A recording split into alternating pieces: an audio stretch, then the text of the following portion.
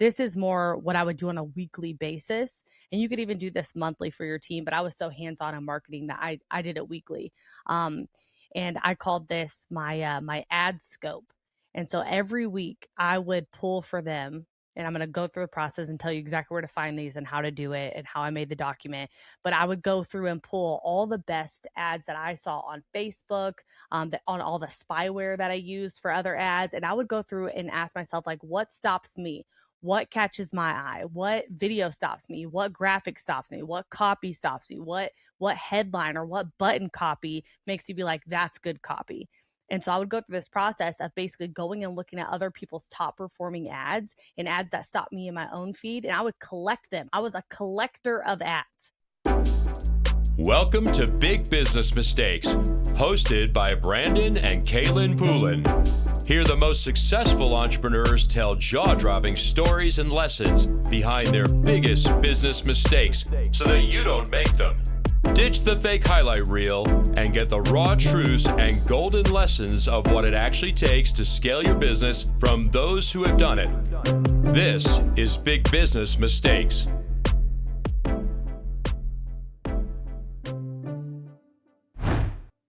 What's up, guys? Welcome to the Big Business Mistakes podcast. Show. I messed that up.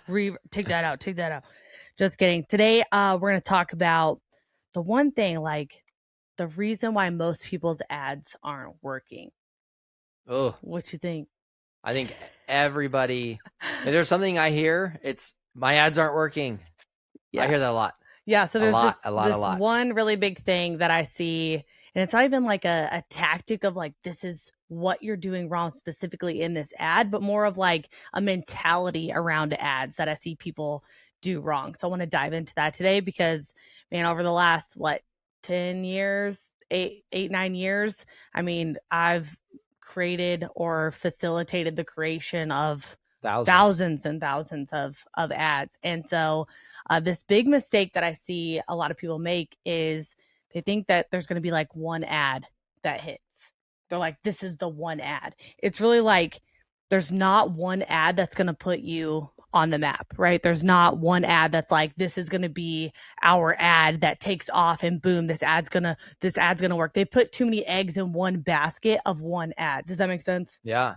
Yeah. So especially people that are moving from like doing organic content, they have really good organic content. We work with a lot of people that are really big organically, but they're like, man, I haven't been able to figure out ads, or we're just starting to run ads, or the people that, draw the line in the sand are organic because they can't figure out ads. And they're like, I'm only going to do organic because that actually works for me. And now I'm spending money and it's a black hole. But I'm going to tell you that you can't put all your eggs in one ad. And you have to diversify those ads. You have to put out a ton of creative. I like to think of it of like throwing spaghetti at the wall. Do you know this? Like when you cook spaghetti, you cook pasta, and you throw a bunch of it at the wall, and if it sticks on the wall and it stays, it's done. Yes. Do you know that? Yes. Okay. I'm like, you don't cook, so I wasn't sure. I only know that because people say it's like throwing spaghetti at the wall. It's like a saying, not because I can cook anything at all. I can cook eggs. Okay, so and cereal. Yeah, you're a great cereal cook. I can pour like batter for pancakes. Yeah, but you don't pat the cereal like I like it. Yeah, I don't. Now our kids do that too. You like pad the cereal. I'm like, no, I gotta pat the cereal so it all gets milk on it. Like I don't like dry cereal on the top. I gotta pat it down. Anyway, so that's how I think about ads. For years, I was like, I would get so invested in building one ad of like, this ad is gonna crush it. This is the one that's gonna win. This is the one that's gonna beat all ads. It's like the megalodon of all ads. This is the one. I'd put all these, like all my thoughts and all of this energy into one ad. And then it'd be like, that didn't perform how I thought it would. That didn't go how I thought it would. This isn't converting how I thought it would. And then it would be like so discouraging because it's like, man, like that was my best effort. Like that was everything I had. So if that didn't work, nothing else that I'm going to do is going to work, So it can be very discouraging to live in that spot. And so I just want to say ads are like spaghetti. You have to throw a bunch of it at the wall to find out what sticks. I'm talking like you got to throw a bunch at the wall. I think over and over and over again. I think people underestimate the amount of creative that they have to output to find winners. And I think it's a balance though, because I think at the same time you could just throw a bunch of crap out there. Right. ask chat GPT to spit you out a bunch of stuff. And like, you got to spend intentional energy on the quality for sure. And I'm going to go through that process. Oh, you are? Yeah, oh, beautiful. But at the same time, like, we had 70 different influencers making creative for us, right? Like, we were buying creative by having them film content. Yeah, like the last 2 years. Yeah. Yeah. And then, but no one out converted you, of course. I tried to get him to out convert Kaelin. I just couldn't do it. But ultimately, but we did. There was like, we started doing high production ads as well, where we'd script them and put a lot more energy. But some of them worked and some of them didn't still. Yep. Just like some of the ones that took 5 minutes to make, some of them worked and some didn't. And then the ones that were hours were spent on, some worked and some didn't. That's right. But the output was insane. I mean, it depends on your volume too, right? Like, we were spending 60,000 a day, TikTok, Facebook, Instagram, Snapchat, YouTube, right? And different things work on different platforms. But if you have a core message, it's a message. If you have a core message that connects, like, it will work on all the platforms. You just have to dress it differently, right? So tell, like, you're gonna break it down. I want to hear it. Yeah. So I think just having the mentality that best known beats best, because like people right now, they're fighting for like the high production type ads. Like, you think like it has to be the best ad, like it has to look better, it has to be super scripted, it has to be super high caliber, it has to be what we called like pro ads, it has to be professionally done, you know. And so just knowing that best known beats best, how much creative at the highest quality that you can, how much can you put out without like breaking the barrier of thinking like, okay, I only am going to put out best ads instead of putting out everything I've got in a bunch of different ways and a bunch of different messages. Like, you have to know best known beats best. And that's why women all over saw so many different types of ads, because different things resonated with different people. And so if I just try to say, this is the one ad that's going to work for everyone, and here's the 5 ads that I think are going to convert and work, and spend all my time and energy on these, it's like, no, if I delineated that time and energy and put out 50 ads, then we'd really find out what's going to work. So the biggest mistake I see is that people don't create enough ads to find out what their actual top performing ads are. They make 1 ad or 5 ads, and they put all the eggs in that basket, and they sit and wait and be like, so how do you get the output? Doesn't work. How do you get the output? Like, tell us about that. Okay. So on a different episode, I'll talk about like how I script and create like these pro ads, how I actually go through scripting the ad, how I do like the shot list for the ads, and I'll do that on a different one. This is more what I would do on a weekly basis. And you could even do this monthly for your team, but I was so hands-on in marketing that I did it weekly. And I called this my ad scope. And so every week I would pull for them, and I'm going to go through the process and tell you exactly where to find these and how to do it and how I made the document. But I would go through and pull all the best ads that I saw on Facebook, on all the spyware that I use for other ads. And I would go through and ask myself, like, what stops me? What catches my eye? What video stops me? What graphic stops me? What copy stops me? What headline or what button copy makes you be like, that's good copy? And so I would go through this process of basically going and looking at other people's top performing ads and ads that stopped me in my own feed. And I would collect them. I was a collector of ads, of all the best ones I saw. Even as I was on Instagram, I was on Facebook, I was on YouTube, I would save everything that I thought was like, that's great. Yeah, I'm going to use that. I'm going to copy that. This is such a good practice, because I remember one time I was like, how do you like write such good content? Like, when you write a post or you write a hook, it's like, how do you do that? She's like, well, I just think about what would stop me, like what would get my attention.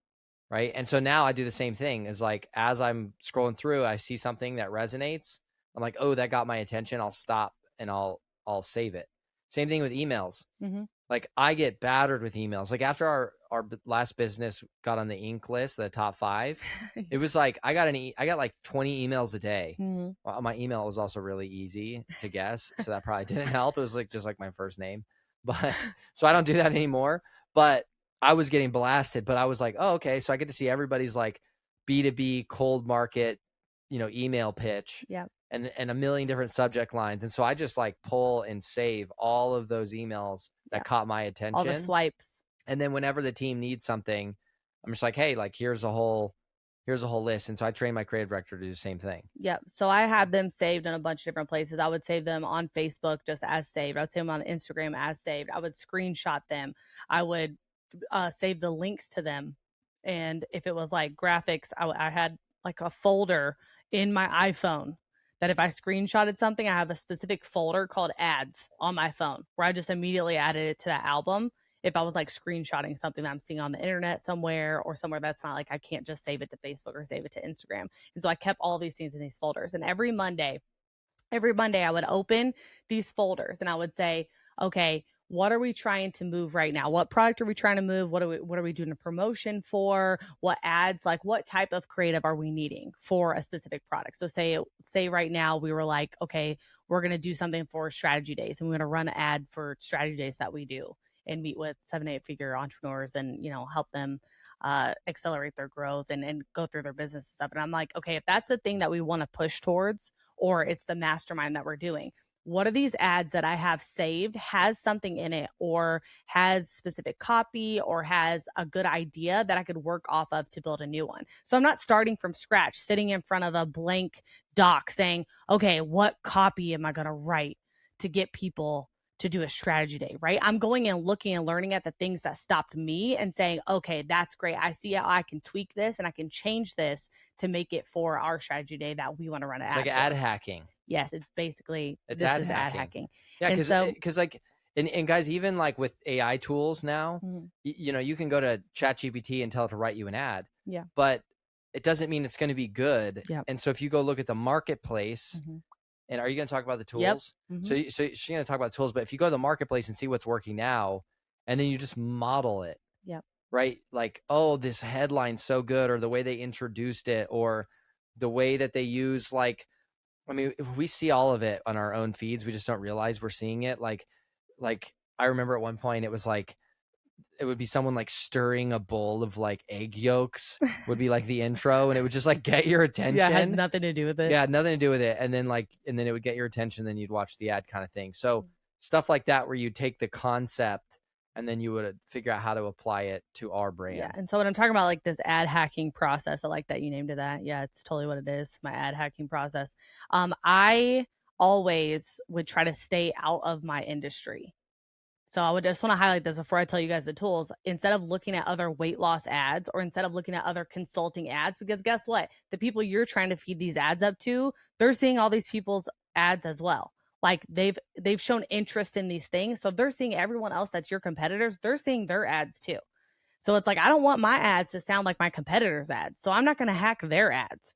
I'm going to go hack other industries' ads of things that are working in these other types of categories that I can bring into our industry. So it's a first moving type of ad for like our industry. For your demo. Yes, for our demo, right? Because I don't want it to look like everybody else that is serving up these ads. So, okay. So here's how you ad hack. So for me, a lot of you, if you don't know about Facebook Ads Library, this is free. You can go to facebookadslibrary.com. I believe it's still the link, and you can see everything that has a Facebook page. If you know their Facebook page, you can look it up there and you can see all their running ads. Okay. TikTok Ads Library, this is the same thing. You can see up all their ads, but it's not going to give you these two are not going to give you the analytics of what the other ones are that I'm going to explain. There's VidTal, which this one is YouTube. So if you're someone that runs YouTube ads, you get a membership to VidTal. You can literally see every YouTube video, every analytic, how long the ad's been running, the conversion rates, all kinds of stuff like that. If you're specific to YouTube, that's like the deep dive just for YouTube one.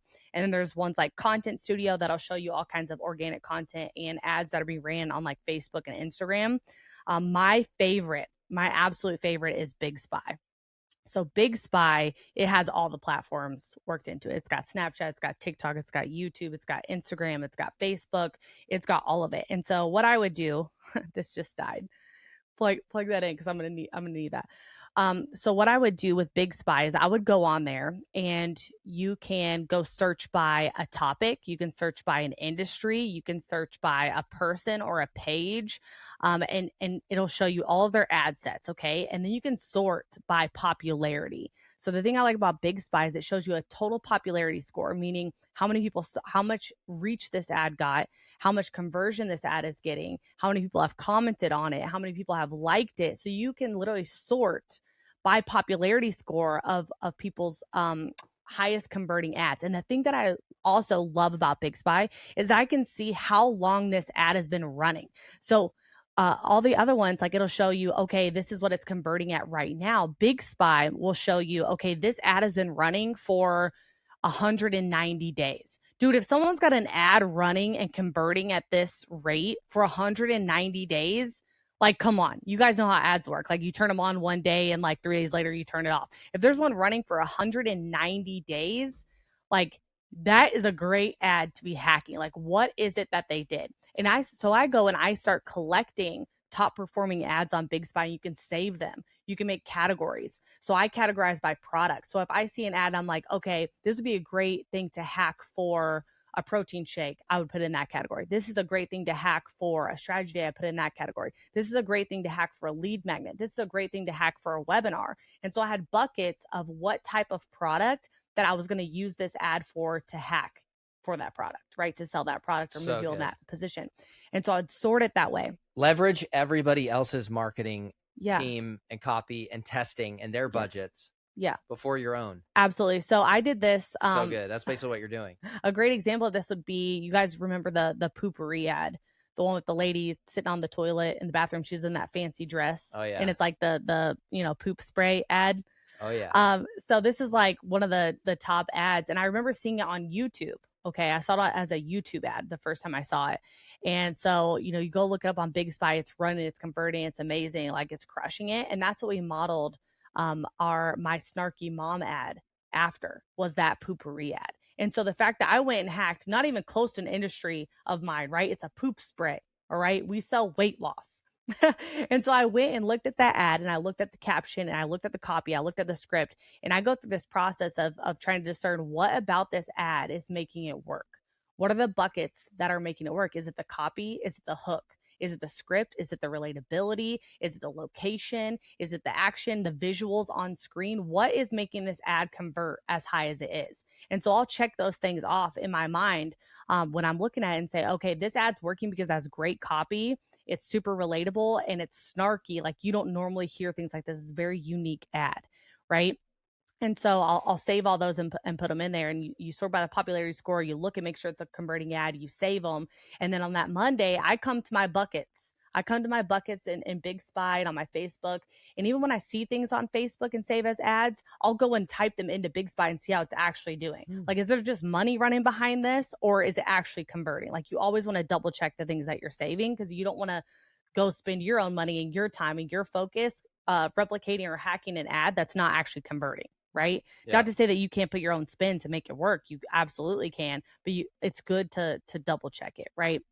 And so I would go look at all my buckets. Oh, the other great one is there's actually a widget, a plugin for your browser, for the Chrome browser. And it's called, I have it written here, Facebook ads plugin.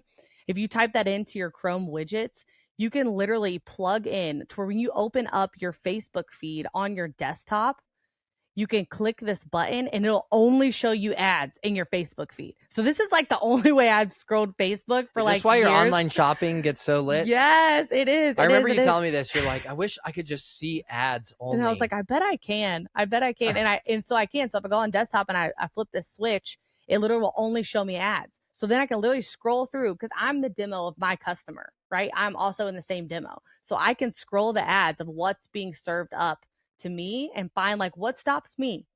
Like, these are all things that I would buy, like baby pajamas and like clothes for me or whatever. So it's like, what stops me and actually gets me to buy, and I save those things. So that's a great plugin to have as well. So good. So I see what's working, then I dissect the anatomy of it, of why it's working. I screenshot it, I save it. And so when I sit down at this document on Monday morning, and I think, okay, what are we pushing this week? What are we moving towards? I'll go and find those ads, and I'll say, okay, this graphic right here, this graphic that's hot pink and says, you've never had something like this before, right? Just for an example, you've never tasted something like this before. And I would be like, okay, that's a great something that would be used for an ad for lean, for a protein shake. Okay. This thing is high converting. It's working. I screenshot it. I put it at the top of the document. And then what I do is I make the first round of copy for the graphic, the first round of copy for what the ad will actually say in the caption. I write the headline and I write the call to action for this ad. Okay. The first one. So I'll say, make this pink. I want it to be pink. I want it to have neon letters. I want it to have this image of a shake on it. And then I'll put, here's the copy for the ad should actually say, instead of saying, you've never had something this good, it should say, you've never had something that tastes this good.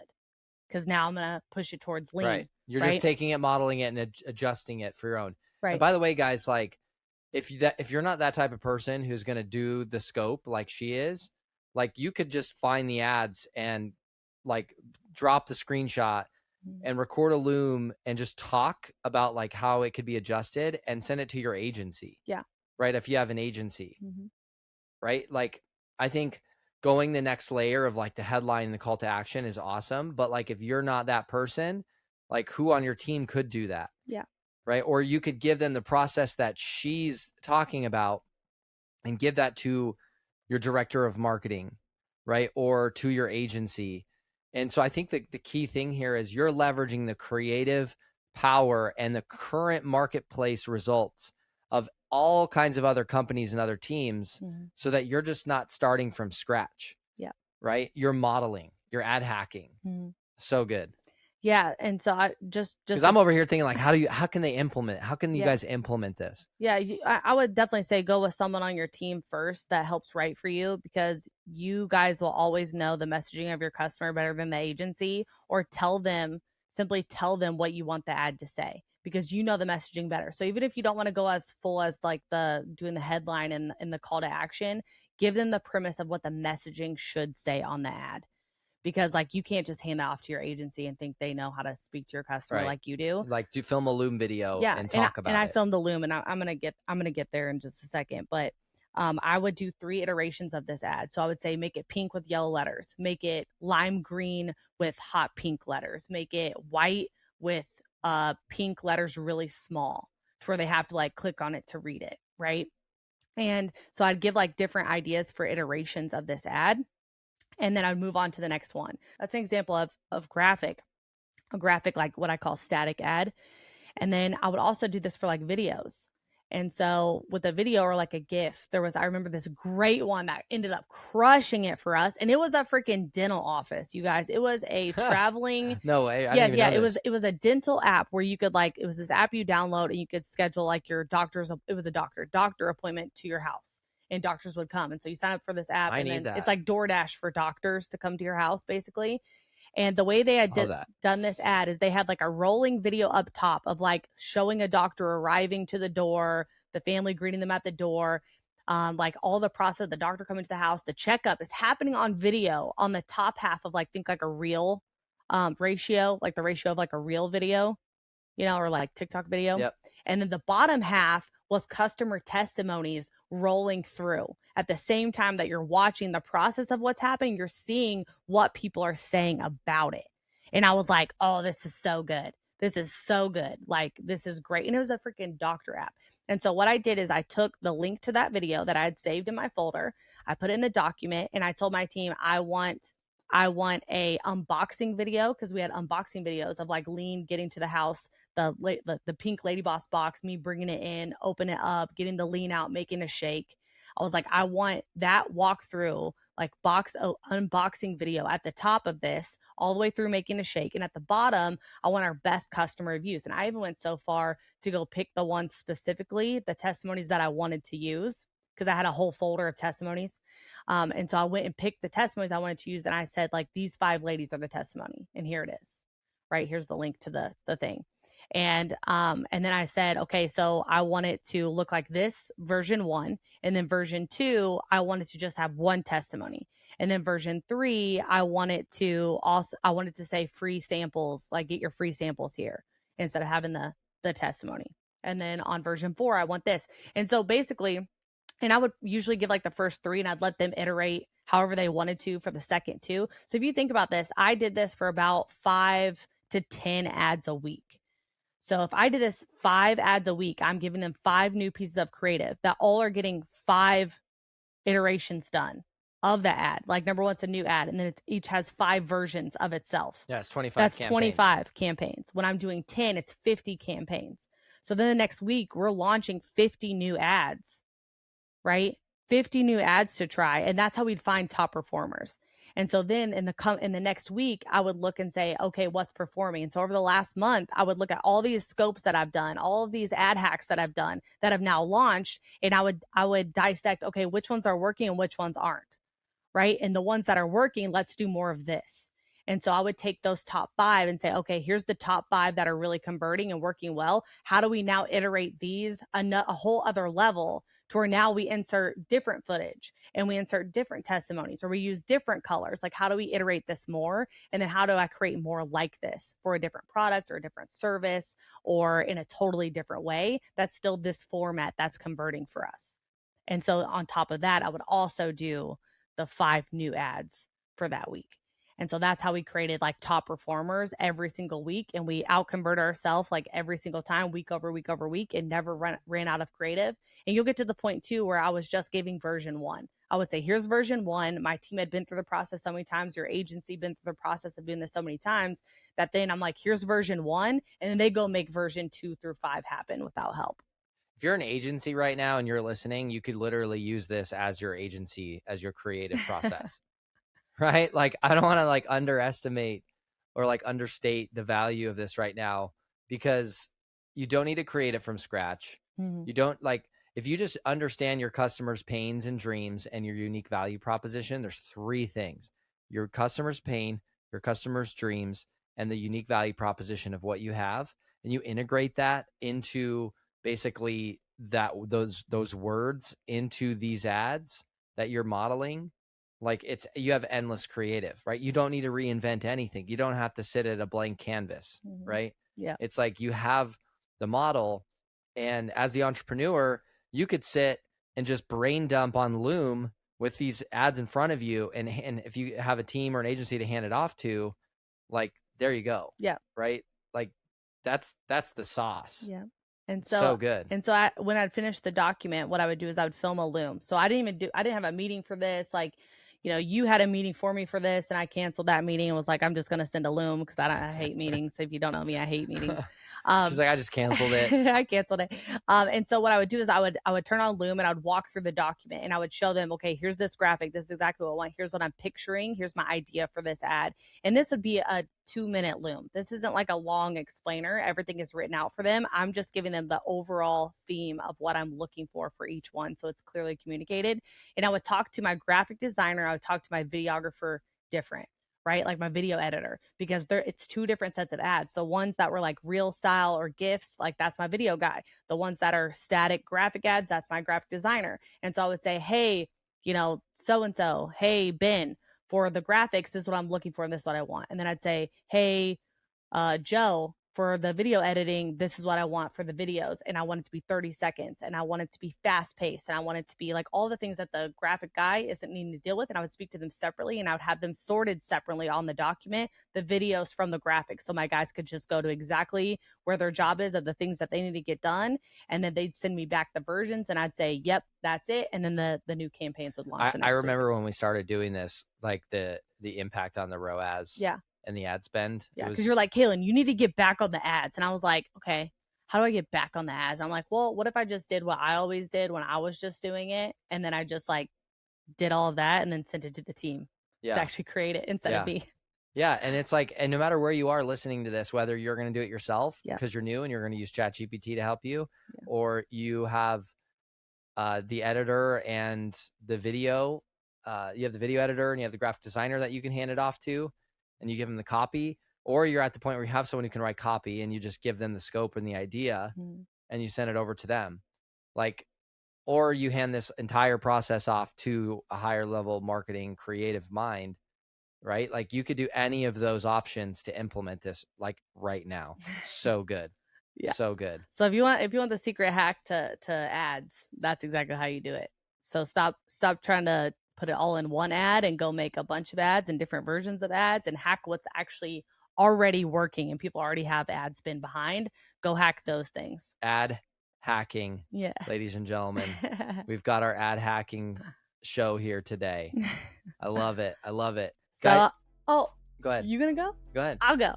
So thanks so much, guys, for listening to the Big Business Mistakes podcast show. Pod show. The pod show. Showcast. Oh, the showcast. I like that better. The Big Business Mistakes showcast. Yeah, to make it even more of a tongue twister.